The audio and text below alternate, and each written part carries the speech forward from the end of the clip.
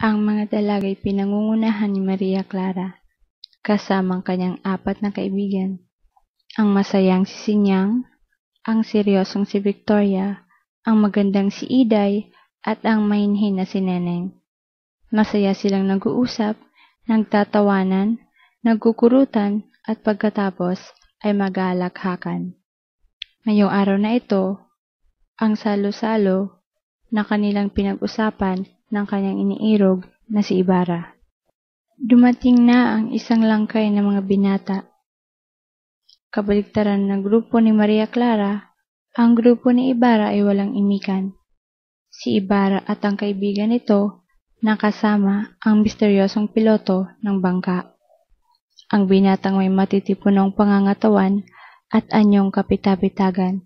Ang malapad at mabigat na pagsasaguan ay para lamang niyang nilalarong parang bata na naglalaro ng patpat. Biglang natakam si Albina sa isda, kaya nais niyang humuli nito. Nang tumingin siya sa tubig ng lawa, ay bigla siyang napasigaw. May buwaya! Pagkatapos niyon ay biglang tumalon ang piloto. Papakamatay ba siya? Ivana! Huwag, Maria Clara!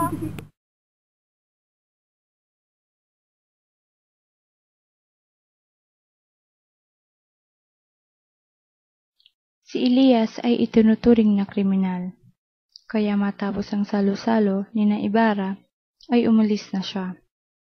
Nabalitaan niyang nanggulo doon ang Gwardiya Sibil upang siya ay hanapin.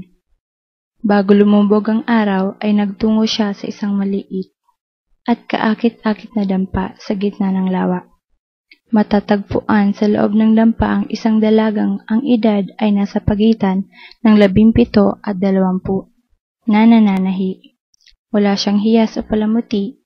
Ang yaong buhok ay nakapusod ng mahigpit sa kanyang ulo. Ang dilag ay hindi isang kagandaang nakakabighani sa unang tingin. Siya ay isang dilag na nakakatulad sa maliliit na bulaklak sa parang. Hindi mapapansin, ngunit kapag tinitigan ay yaong kahali-halina. Siya si Salome, ang babaeng pinakatatangi ng piloto.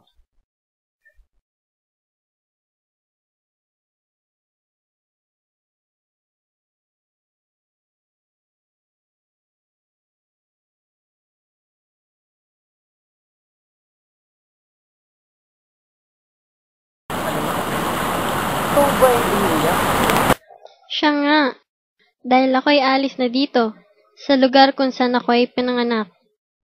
Kung gayon ay paalam. Ang nais ko sana ikaw ay sumama sa akin. Alam mong hindi maaari, Salome. Ngunit bakit hindi pwede? Ayaw niyang masaktan si Salome. Tinutugis siya ng mga Gwardiya Sibil. Maari makatakas siya ngayon. Ngunit paano kapag dumating ang pagkakataong hindi na niya ito matatakasan? Paano si Salome? Mas nanaisin niyang makita itong umalis kaysa mas lalo itong masaktan. Naisip niyang makikita rin ni Salome ang taong babagay sa kanya at hindi siya paiyakin, di tulad ng palagi niyang ginagawa. Mas nanaisin din niyang siya ang mas masaktan sa pag-alis ng kanyang pinakaiirog. Mamaya'y alis na ako. Paalam sa'yo. Di ko nais makita ang iyong pag-alis.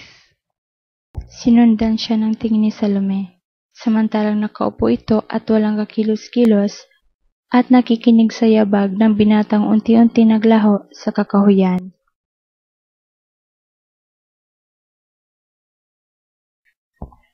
Pagkatapos ng pananghalian ay nag-usap-usap ang mga bisita. Nang maging sentro ng paksa ang ama ni Ibarra na si Don Rafael Ibarra. Ang kamay ng Diyos ay makapangyarihan. Kanyang pinaparusahan ang mga magulang na ulupong. Sila'y mamamatay sa bilangguan. Ha ha ha! Ika nga sa Biblia.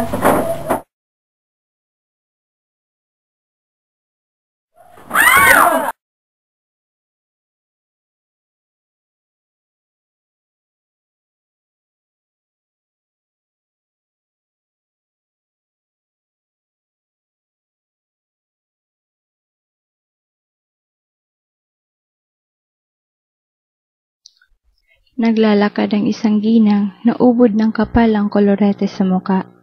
Si Doña Victorina, ang asawa ni Don Tiburcio de Espadaña. Ang mapagmataas na donya. Nang maparaan sa harap ng bahay ng Alperes, nakasalukuyang nakatanaw sa bintana si Doña Consolacion na nakatabako. Nagkatinginan ang dalawang babae. Tiningnan ni Doña Consolacion si Doña Victorina mula ulo hanggang paa. Bakit ganyan ka makatingin sa akin, senyora? Ikaw ba ay naiinggit? Ako? Maiinggit? O maiinggit ako sa iyong pala? Bumaba ka dyan, matandang marumi, at aking dudurugin ang marumi mong bibig. Hoy! Ikaw matandang mukhang payat. Sino tinatawag mong marumi? Tingnan mo nga ang iyong sarili. Aba, nabibilang yata ako sa mataas na lipunan, hindi tulad ninyo. Kaya pala kang kay ganda ng iyong kulot. Ikaw na dukha ka!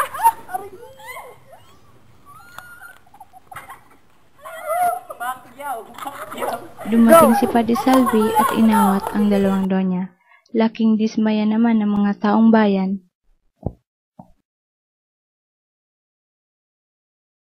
Isang gabi, tinulungan ni Elias si Ibarra na makatakas sa bilangguan.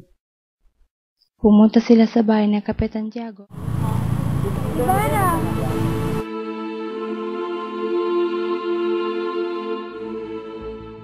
Tumakas ka? Oo, at ako'y aalis din dito sa San Diego. Patawarin mo ako. Ako'y pakakasal na sa iba. Dahil sa kahihiyan ng aking ama, nalaman ko rin na ako'y anak ni Padre Damaso. Dahil sa sulat na binigay sa akin ni Padre Salve. Kaya mas lalong hindi ako nababagay sa iyo. Pinapatawad na kita. Sana'y maging masaya ka, mahal ko. Paalam. Ang sakit na naramdaman ni Maria ay mahigit pa sa kanyang pagkamatay. Naisa niyang kunin siya ng Diyos dahil sa pag-alis ng kanyang minamahal. Tumakbo at nagtago sila sa mga Guardia Sibil. Nang mamataan, ay hinayaan siya ni Elias na tumakas.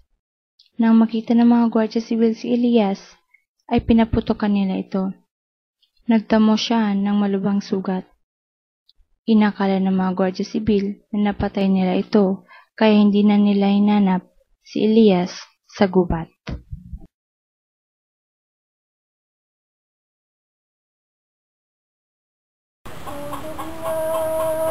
Anak ko, tulog na.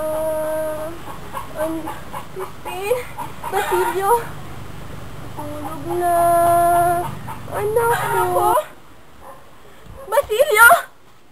Crispin! La la la la la. Basilio?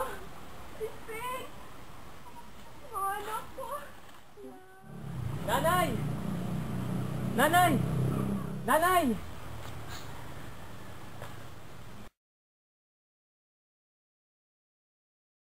Basilio! Crispin!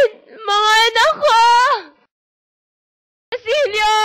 Crispin! Nanay, huwag po kayong umakyat sa puno at baka kayo mahulog. Nanay, nanay!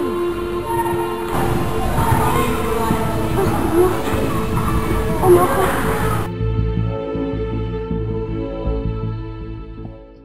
Ang liwanag ng kapangyarihan na tumatanglaw sa langit, ang palaspas ng simoy ng hangin ay tila umihikbi sa damuhan. Tila sila'y nakikiramay sa pagkawala ni Basilio sa kanyang kapatid at ina. Si Maria Clara ay nagmongha. Mas nanaisin niyang mapag-isang damdamin ang kalungkutan kaysa magpakasal sa ibang lalaki maliban sa kanyang pinakamamahal na si Ibarra. Si Ibarra na may tumakas at hindi na muling nakita.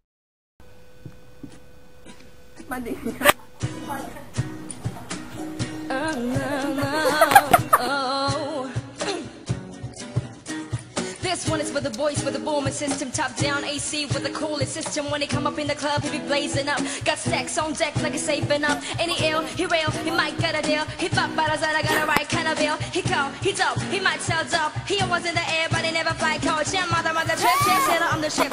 Wanna make a drip, kiss him on the lip. That's the kind of dude that was in the boat. should get slapped if you look at her. I said, excuse me, you're a hell of a guy. I mean, my mind like pelican fly. I mean, you're so shy and I'm loving your tie. You're like stucker than a guy with a thing on his eye. Yes, I did, yes, I did. Somebody please tell me who the F.I. is. I am Julianne and I'm at them do some. That cruiser. Oh, you got my heart beating away. Feeling like a drum that's coming your way. Get your hand up on the face. Got the super face. Got the super face.